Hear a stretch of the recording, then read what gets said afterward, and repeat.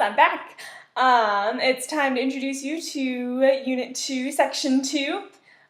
So in this unit, it's really exciting. Susie and Marco are on their plane, and they are taking the grueling 14-hour flight from the United States to Beijing. I have taken this flight a couple of times, and let me tell you, it is long, especially if you are sitting next to someone who is not fun. But there are three things that are really important to remember when you go on this long of a flight, and just in general. And those three things are snacks, sleep, and water, right? So water is super important because you get so dehydrated on the plane. And the flight attendants trying to help. They'll bring out water periodically, but really it's a great idea to bring one of the big water bottles, just have it empty for the security, and then have them fill it up all the way. It's like 20 ounces in one hit, and then you just have it all the time, so you don't have to worry. The second thing, snacks, airplane food.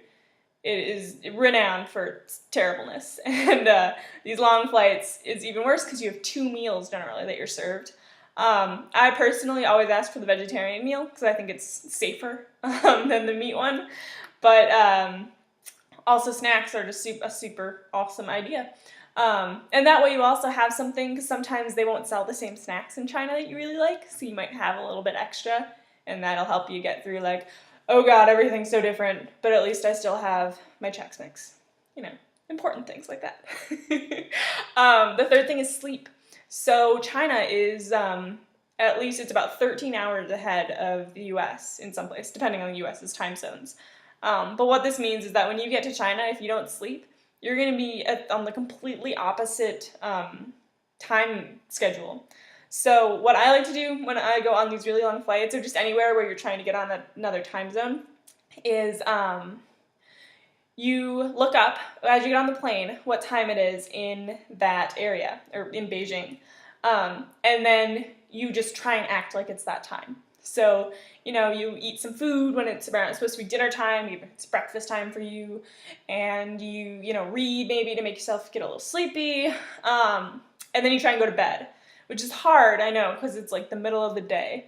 But if you try maybe not to sleep beforehand, or if you do something like that, then you will thank yourself when you get to Beijing and you're not just totally jet lagged, because it sucks all the energy out of you for this first couple of days, right? And you want to be up and at 'em because everything is so new.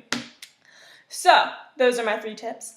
And anywho, so this section you will be learning some really good getting around phrases, hello, how are you, which you learned hello, but how are you, I'm fine, thank you, I'm an American, I can speak some Chinese. So these are awesome because they are really excellent basic getting around phrases, especially if you're in China. So, are you ready? Let's go!